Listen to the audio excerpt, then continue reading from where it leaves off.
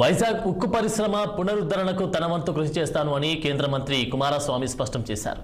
ఈ మేరకు ప్రధాని నరేంద్ర మోదీకి లేఖ సమర్పిస్తామన్నారు. విశాఖలో పర్యటించిన కుమారస్వామి స్టీల్ ప్లాంట్ అధికారులతో సమీక్షా సమావేశం నిర్వహించారు.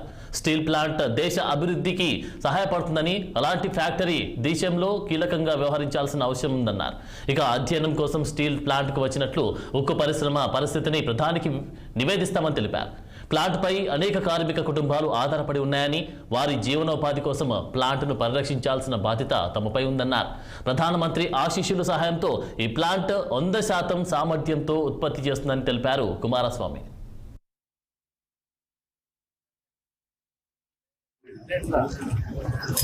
Plant personally with my MOS Varmaji also and our local MP Bharat ji and our BJP leader Narsimha and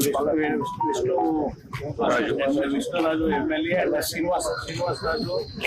Everybody visit sales director also. We all visited the plant.